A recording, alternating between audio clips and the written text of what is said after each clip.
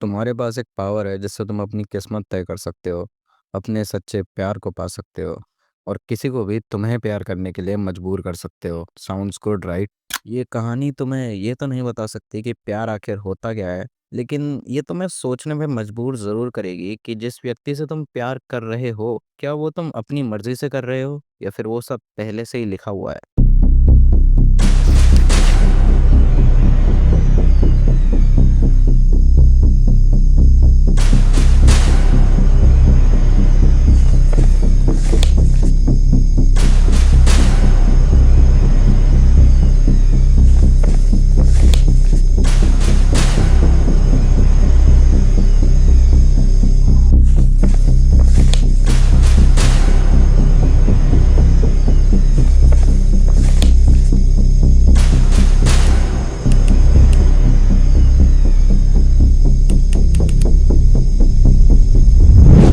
जहाँ भी एक आम लड़की थी जो अपनी ज़िंदगी से खुश है। वो अपनी 9 to 5 जॉब करके उतनी ही खुश है जितनी किसी आम लड़की को होना चाहिए। लेकिन एक सुबह या फिर कहूँ एक शांत सुबह वो उठती है और अपना डेली काम जो वो करती थी ऑफिस जाने से पहले वो सब करती। और सडनली शी नोटिस दैट उसके अपार्टमेंट के डोर स्टेप पे एक पेपर नोट पड़ा है। तो उसमें लिखा होता है कि hello, hope you are doing well, get ready for your office and I hope your day will go well. Jahnavi felt very weird कि ये क्या है, किसने लिखा है। जावे ने इस चीज़ के बारे में ज़्यादा सोचा नहीं। उसे लगा एक मार्केटिंग स्ट्रैटेजी होगी किसी कंपनी की। उसने उस पेपर नोट पर उतना ध्यान नहीं दिया। वो तैयार होके अपने ऑफिस में जब शाम को जावे अपने ऑफिस से वापस आई, उसने अपना डोर खोला और देखा कि एक नया पेपर नोट उसके घर के अंदर पड़ा हुआ है और उस पर लिखा हुआ था कि hope your day goes well, go get some sleep and don't stay awake for late. Jahnavi को इतना अजीब लगा उस नोट को पढ़ने के बाद, लेकिन फिर भी वो काफ़ी थकी हुई थी। उसने इस चीज़ पर फिर से ध्यान नहीं दिया, वो जाके सो गई। अगली सुबह जाहवी फिर उठी, उसको एक और पेपर नोट मिला जिसमें लिखा हुआ था कि you are looking beautiful as always. Jahnavi felt very very very weird कि ये कौन नॉनसेंसली उसको ये सब करके भेज रहा है। वो तो किसी ऐसे को जानती भी नहीं है जो उसके लिए करे।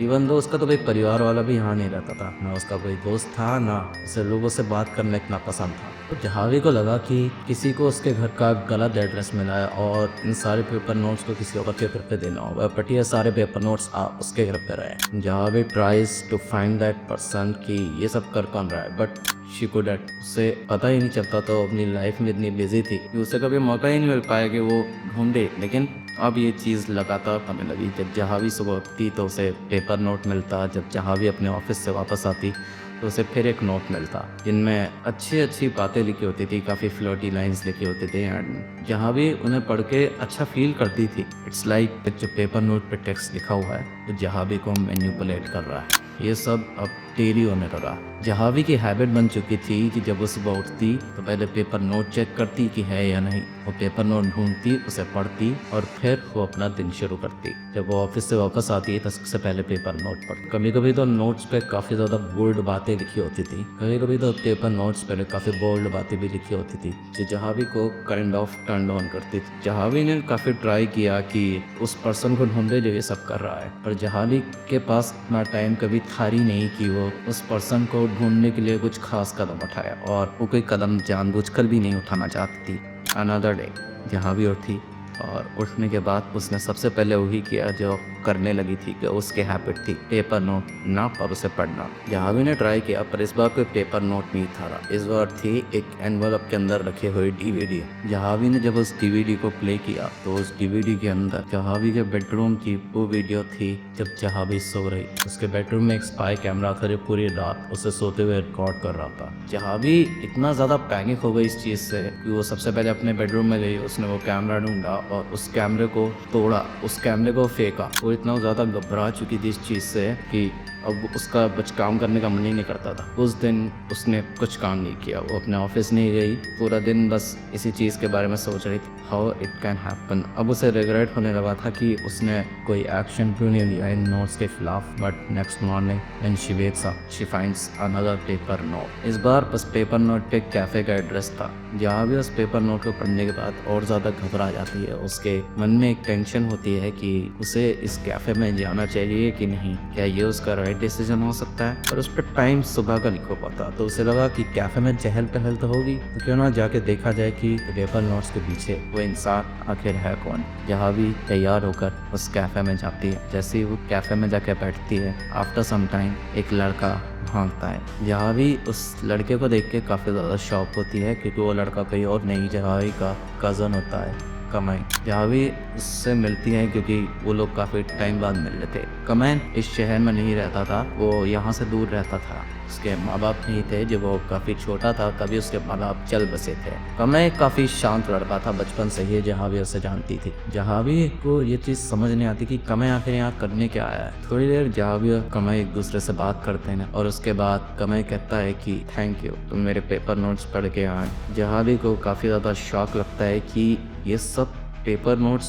कमैन कर रहा था, उसका खुद का कज़न। जहाँ भी उस पर काफ़ी ज़्यादा गुस्सा होती है कि उसने ये सब किया, क्योंकि जैसा कि मैंने बताया कि कभी कभी उन पेपर नोट्स पे काफ़ी ज़्यादा बोल्ड चीज़ें भी लिखी होती थी। जहाँ भी फेल्ट वेरी गिल्टी कि उसका कज़न ये सब कर रहा था, जबकि कमैन तो काफ़ी खुश लग रहा था। जहाँ भी ने उससे पूछा कि वो स्पाई कैमरा उसके बेडरूम में किसने लगाया था, कमैन ने एक्सेप्ट किया कि वो कैमरा कमैन ने खुद लगाया था। एट दिस पॉइंट जावी को कमैन के काफ़ी ज़्यादा गुस्सा आता है, वो चिल्लाने लगती है। पर सडनली कमैन अपने नीज पर बैठता and he proposed Jahali. Jahali didn't give any reaction, she just left. वो कमैन को वहाँ अकेला छोड़कर चली जाती। कमैन को समझ नहीं आता कि ये सब क्यों। आफ्टर 2 डेज कमैन उस शहर में आया होता है और अपने होटल रूम में आराम कर रहा होता है। तभी उसे उसके एक पुराने दोस्त का फोन आता है। उसका दोस्त उससे कहता है कि आखिर हम इतने टाइम बाद मिल रहे हैं, तो चल कहीं घूम के आते हैं। कमैन भी उसकी बात मान जाता है, क्योंकि वो लोग काफ़ी अच्छे दोस्त थे। वो कमैन को उसके होटल से पिक करता है एंड